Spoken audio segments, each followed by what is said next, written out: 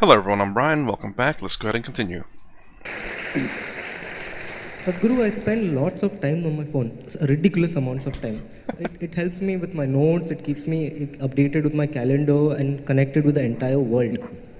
But the more we depend on it, the more it replaces our menial tasks. Now, technological advances are so steep and rapid that it is predicted that one day humanity will pass through a time period called singularity.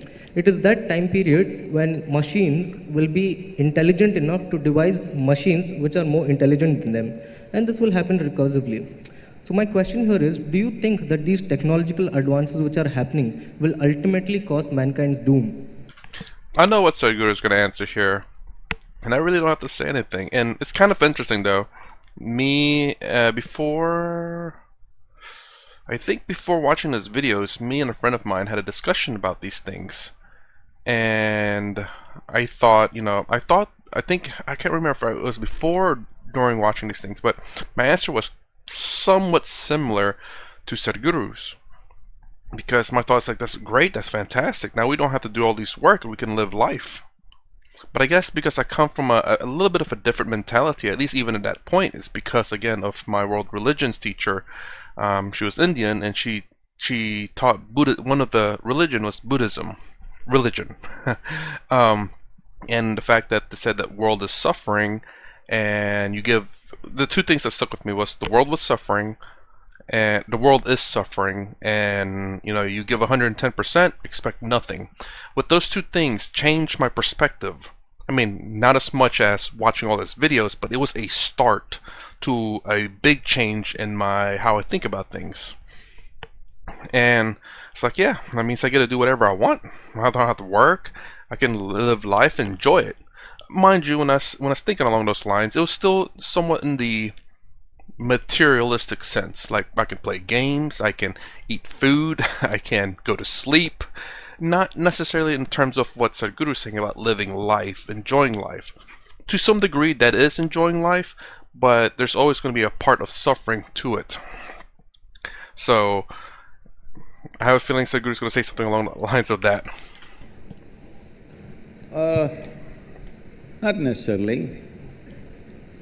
See, you must understand, 100 years ago, how many things we had to do with our body, and today how many things we have to do with our body has come down 10,000%. What do you think? At least. Because everything had to be done using human muscle. Now, if you press a switch, everything will happen. You have seen in all those period movies, two guys will be standing next to a Maharaja and doing the fan. See, all those guys hanging there. No?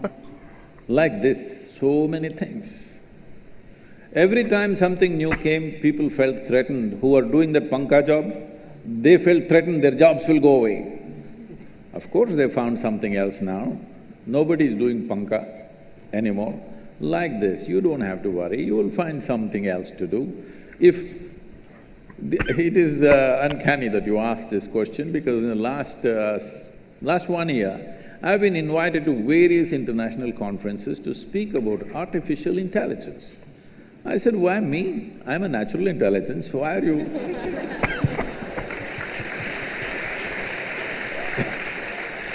Why are you calling me to speak about artificial intelligence? Their whole thing is, these are all I'm talking about top-level people, scientists and others. Their whole thing is, Sadhguru, if this intelligence unfolds, if AI, they're calling it, we think Air India. If this AI unfolds, we will all lose our jobs. I said, how fantastic, find an AI like that for me, so that I lose my job and I'll just live. Isn't it fantastic if all of us lose our jobs and we are on a holiday for the rest of our lives? Oops, sorry. That's the thing, though. I mean, a lot of people think they have to be doing something in order to find purpose in their life. I completely understand that, and it's really weird that they cannot really think outside of that. It's kind of, I don't know if there's a lot of people like that or not enough, or just some people like that. Because I guess the problem is that they cannot seem to find purpose on their own. Perhaps that's one probably issue. One thinks that they need to be constantly doing something instead of just being able to do whatever they want. It has to serve a purpose or serve something outside of them, either outside of themselves or just to do something. You know, they can't just live life, whatever that means to them.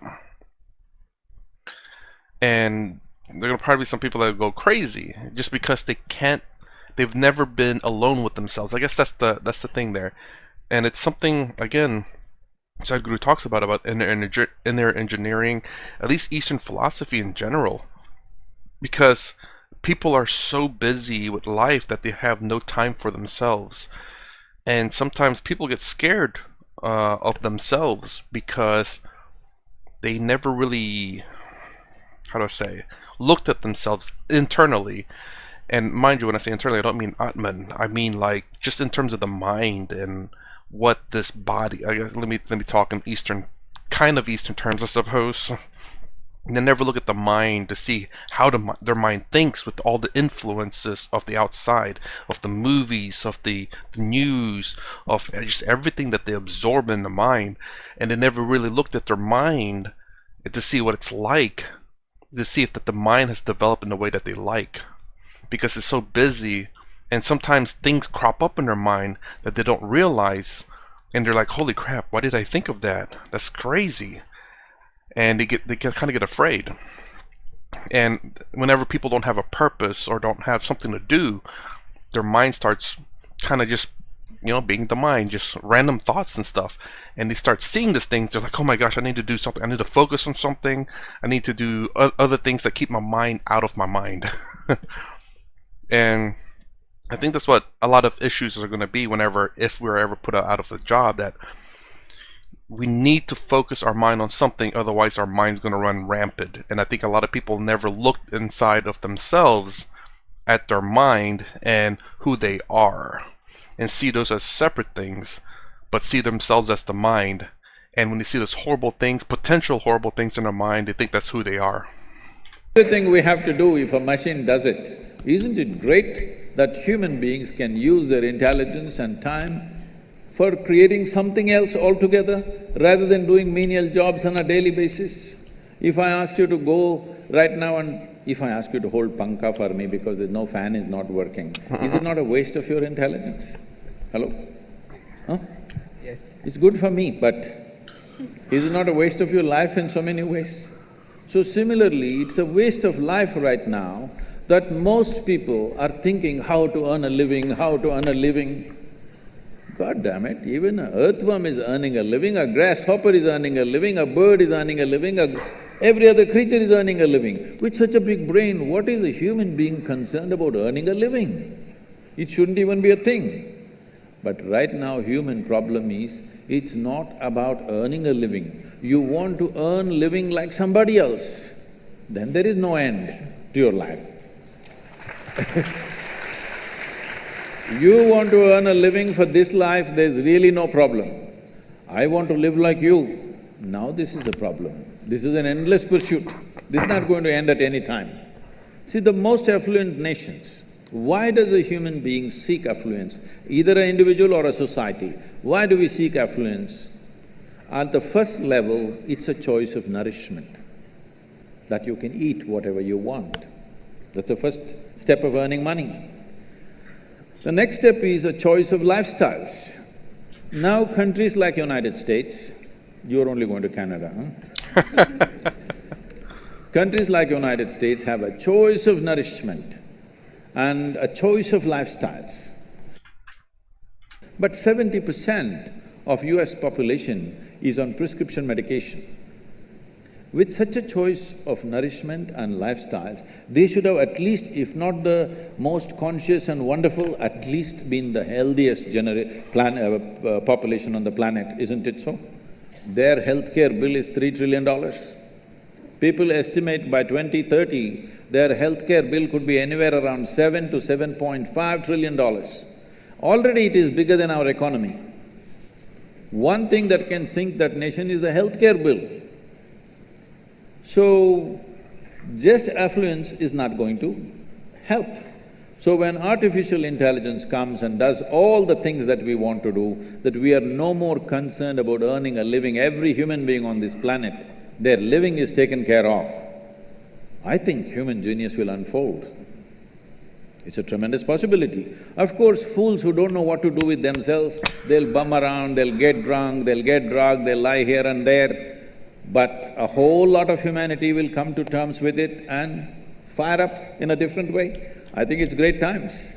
We don't really have to worry about your phone. Can I tell you a joke? Uh-oh. Yes, go ahead. Because you look serious, right? A man came into the office with half his face burnt out. Show me the other side of your face. Okay. So, his boss asked, "What happened to you? Why is your face burnt up like this?" No, I just took a call. I attended a call." I said, "What? You taking a telephone call will burn your face like this?" "No, I was ironing my clothes." Oh! Phone rang. So, right now the problem is not technology. Technology is a tremendous enabler. I remember the time when I was building this foundation, like once in a fortnight or so, I have a telephone call day. When I stop somewhere on the highway, that blue-colored tin box, metal box, you've seen them? STD, local, international, whatever is written on that. So I get into those things and start making hundreds of calls. But today, if I just tell my phone, it calls. Oh, I'm glad technology is advancing, life has become so much easier and better, but some people don't know how to use it, they're always stuck to it. Many people are getting killed using the phones. So many people are getting killed. Huh? So the problem is not of technology, the problem is of compulsiveness. So many people are getting killed. See, it is still unfortunate there are so many children and people dying because of malnourishment. We have the highest malnourished population in the world. But more people on this planet die because they don't know when to stop eating. Yes, compulsiveness. Food is not the problem, isn't it?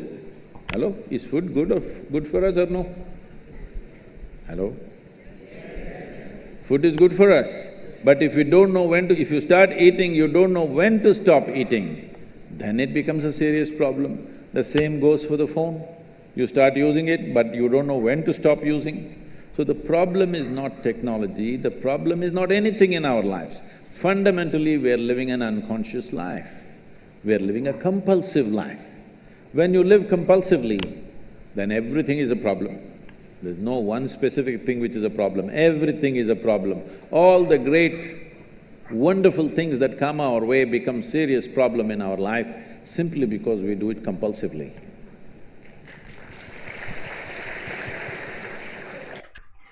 I'll say that's the first time I think I heard Sadhguru talk about compulsive nature of us humans. I mean, it's very true. I mean, again, America has a lot of advantages. And yet, you know, we have the ability to eat almost any kind of food we want. We have an ability to live in any kind of condition that we want, generally speaking. But yet, like you said, we're not the healthiest nation. I mean, yeah, if food is good for us, it also depends on the kind of food. You can eat junk food, and that's not really good for you. It's okay to have, but it's obviously also the type of food that you eat. But like, and the choices we make, obviously, yeah, you can eat junk food. I mean, I don't want to say junk food. Let's just say you can eat relatively unhealthy food, but if you exercise really well, obviously diet matters more, but you can eat relatively unhealthy foods and still be relatively healthy. Too many relatives in that one. But yeah, and then the sheer fact that, you know, Americans have a lot of freedoms in terms of, like, you know, you have PTO, you have, you know, 8-hour work days or whatever, and you have the ability to advance yourself, create your own business, a lot of things. You have a lot of freedoms in America, but yet somehow this ease of nature doesn't seem to help Americans. It's like you said, about 70%. I don't know if that's true or not, but I wouldn't doubt there's a lot of people on prescriptions. Now, whether it be a mental illness, depression, dietary pills like diabetes type pills, I think, something to control your glucose, your insulin, etc., etc. All these kinds of health issues. With speaking about that, then yeah, I guess 70% would be about accurate, probably. But yeah, I mean, we have all the choice in the world, and yet somehow we make the bad ones. And when we have the ability to live life, we are not able to handle it because we don't know how to. Meaning that when we have free time, we don't know how to handle ourselves. We don't know how to, in a sense, de-stress. Even just the most basic stuff like de-stressing and how to say, enjoying or appreciating life. I think that is another big thing too. Like, I think if people appreciate things more, I think it could change a little bit of the attitudes. But I think everyone's too busy complaining, not appreciating things.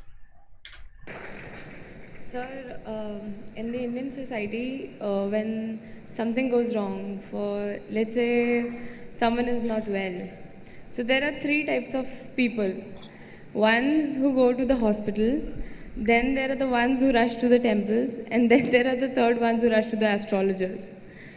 So we are actually taught from the beginning that inanimate objects and things around us have the power to control our lives.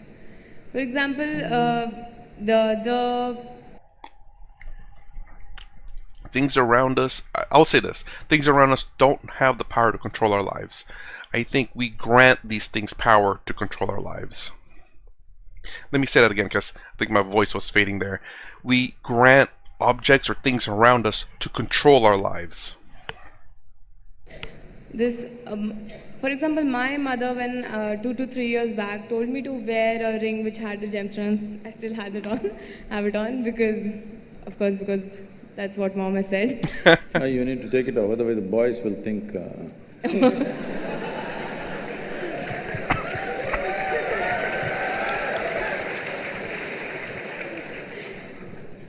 But good luck, you keep it in the pocket. If it's on your finger, they will think you're… So that's another issue to it. Good one, I good do one. not understand. Like, how can an inanimate object control so much going on in my life or in anybody else's? Or can it really do that, rather? See, human life is made in such a way, particularly human life. For all the animals, nature has fixed clear-cut path, what they can do, what they cannot do. Their lives happen between two lines. They cannot go below that, they cannot go above that. Within that they live. That's why they look so sure and certain, and they're peaceful. Once their stomach is full, they're all peaceful. Do you see this? Hello? Are you on talking terms with me or no? Do you see all the animals, once their stomach is full, they are peaceful. But human beings are thinking, or they're being taught that peace is the ultimate goal of life. A buffalo, full stomach, he sits peacefully. And for you, that is the ultimate goal, what a shame. What a buffalo can do with a stomach full of grass or whatever else he eats, you have to hold it as the ultimate goal. Is it not a shame, I'm asking you? But this is being taught like this, peace is the ultimate goal of your life. But coming to more fundamentals, if you're not peaceful today, can you enjoy your dinner today? No. Can you just enjoy walking down the street? Can you enjoy the company of a few people around you? No. If not ecstatic, at least you must be peaceful to enjoy anything in your life. So I'm asking, should it be the first step in your life or the last step in your life? Such people will only rest in peace.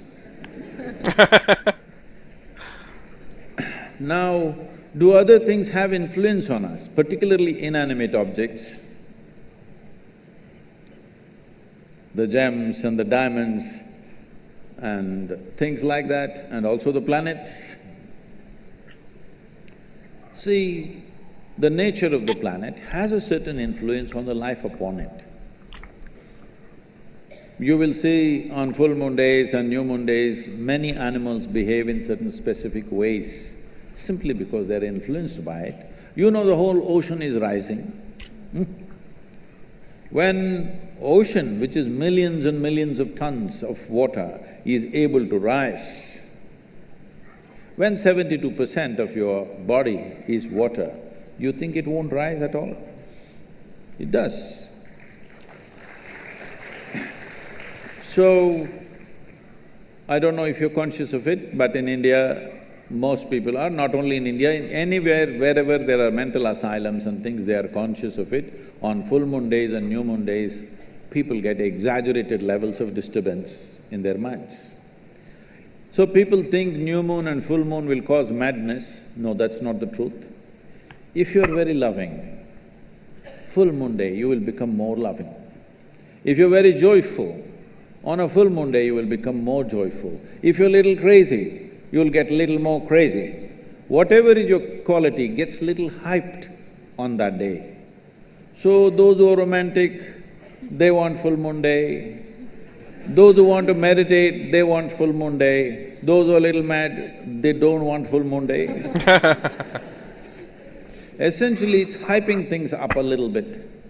Of course, today there is another kind of textbook science which is going on, which doesn't observe anything except what happens in the laboratory. These people are going on saying, this is all rubbish, this, that. No, if you pay attention to your own body, you will know, without looking up, without looking at the calendar, you will know when is full moon day, when is new moon day, by yourself, simply if you pay sufficient attention to your own system, because it's visible in your system. Certain behavior is there.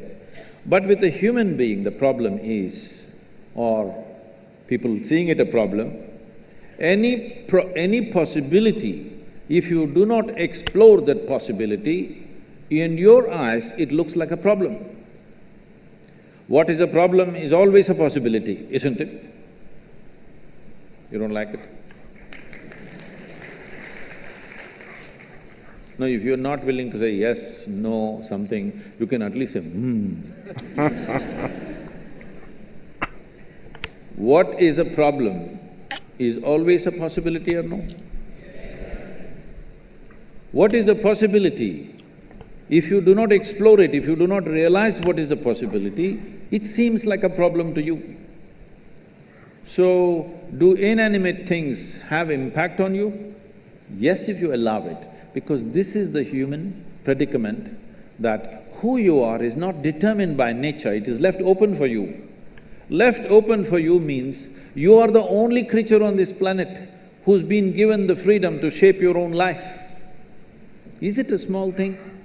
This is a product of millions of years of evolution that today, after all these creatures from a single-celled animal, after these millions of forms, here we are sitting, this is the only creature which can shape its own life the way it wants. Every other creature has to live by the laws of nature. We can shape our own lives. It is this freedom that human beings are suffering. If you're suffering your bondage, it's all right. If you're suffering your freedom, you're a disaster, isn't it?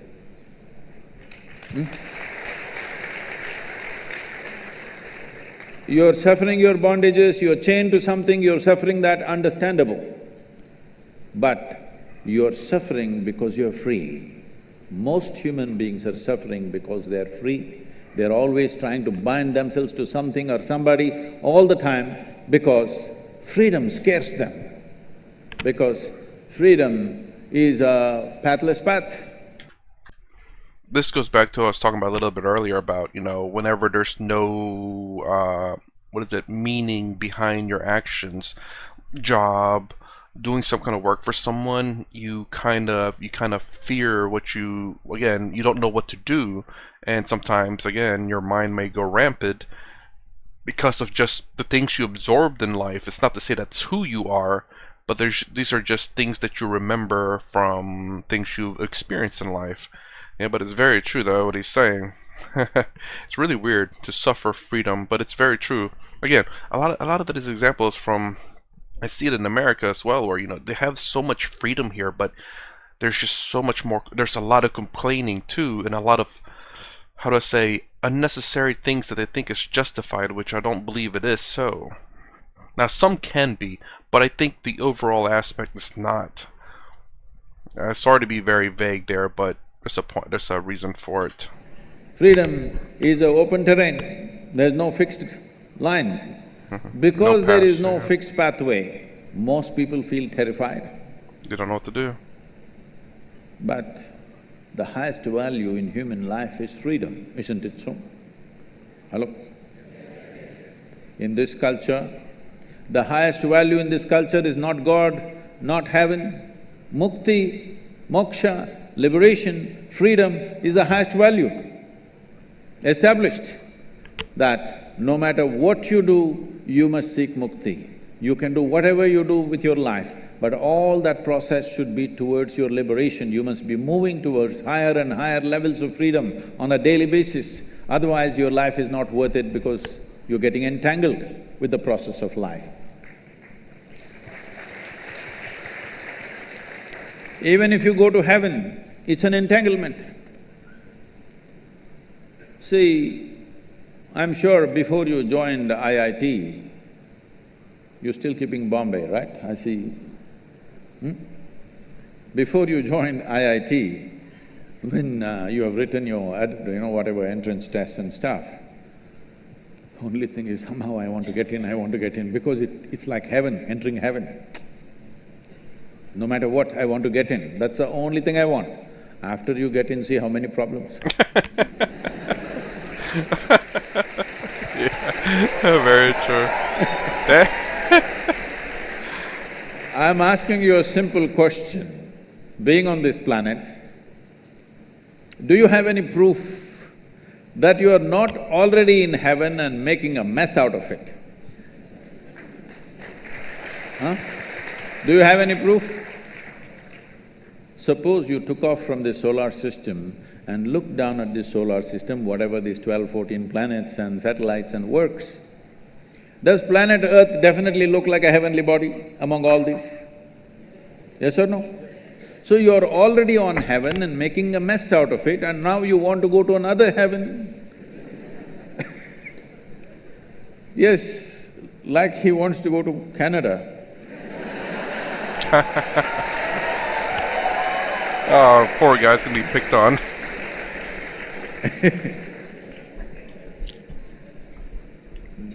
This culture does not value heaven, does not value God, values only freedom. We want to be even free from the creation and the creator. Mukti, moksha is the ultimate value because this is not a philosophical value, this is not a religious value. This is something every life is longing for. Only thing is, most human beings are short-sighted that they long for it in installments. See, whatever people are seeking right now, if they have nothing, they will say, if I get 100 rupees per day, Shiva, that's all I want, Oh. that's a prayer. 100 rupees fell. 100 rupees, fine, 3 days, 100 rupees, fine. 4th day, only 100 rupees, Shiva. What's the problem with you? Are you so stingy? At least 1,000 rupees a day. Okay, 1,000 rupee note, is it in legal tender, 1,000 rupee note? Huh? No, okay, 2,000 rupees fell. I don't want to get into trouble with that. Where is 1,000 rupees falling for Sadhguru? Where does he have? No, 2,000 rupees fell. You asked for 1,000, 2,000 fell. Wonderful Shiva, fantastic. After 10 days, only 2,000 rupees. It doesn't matter how much it falls, something more, isn't it? This is not about money. People think it's about money. People think it's about wealth, power, pleasure, love, knowledge. No, these are all different currencies. Essentially, you're looking for expansion. And that's something I kind of make an argument for as well, is that people think money is the root of all evil. It's not really. It's whatever we have the highest value of, whatever we can get, whatever is the highest value at the time. One time there's no such thing as currency except for gold. Gold was currency, or trading corn and flour, or corn and leather. You know, they were trading corn for leather and leather for corn, etc. You know, it's just whatever we deemed to be valuable at the time. And the only reason why currency have power is because we deem it to be valuable, and that the government can enforce the value of the of the currency. So yeah, it's never that. It's never that. But it's interesting that Sadhguru said about all these other things. Oops, not that one. Yeah, wealth. Well, wealth, currency, power, pleasure, love, knowledge. Different currencies. I would have never thought about that. Power as a currency. Pleasure is a currency? Knowledge is a currency? Love is a currency? I would have never thought about that. I don't know. I still have to think about it, but I guess I have to see how he means by pleasure, love, knowledge, and power as currencies. People think it's about wealth, power, pleasure, love, knowledge. No, these are all different currencies. Essentially, you're looking for expansion because you feel suffocated. If we keep you in the same place for too long, you feel suffocated, you want expansion, you want to be something more all the time. Yes or no? Always something more. If I make you the king of this planet, not just Canada, if I make you the king of this planet, will you settle with fulfillment? No, you will look at the other planets, you will look at the new galaxies. So there is something within a human being which wants to expand limitlessly. That means it wants to be free, nothing else. Looking at this carefully, observing the nature of the life within, that it wants to expand in a limitless way, the only thing it is longing for is to become boundless. That means it's seeking freedom. That is why in this culture we established the highest value is mukti or moksha, which means liberation or freedom, not heaven, because heaven is just another place. Maybe little better accommodations, but same trouble after some time, isn't it?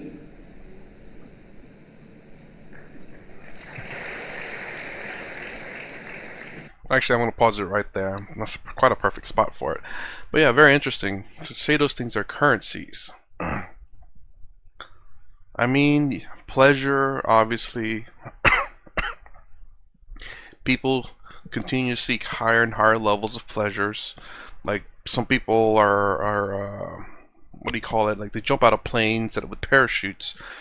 Thrill seekers. Different levels of pleasures there. Power.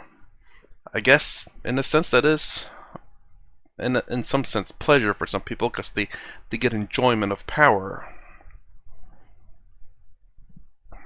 Currencies, though. I guess maybe in the terms of obtaining more and more of something. More and more money, more and more power, more and more pleasures. Jeez. Just more of something. Because obviously the more money we have, the more things we can buy. Same thing with the more power we have. And in terms of pleasure, obviously we're limited to what we can do with pleasure, but if we can obtain more of it, drugs, I guess, is one way. Love. I think a lot of people seek to be loved by many. Or power, by fear. Love by power, or power by love, or power by fear. Corruption. But yeah, anyways, that's my reaction to part 2 of Sadhguru at IIT Bombay. Sorry about the coughing. It's hopefully dying down by now. Jesus, it's been forever. If you like my content, please consider subscribing. Thumbs up, thumbs down below. Thanks for watching. I'll see you in the next vid.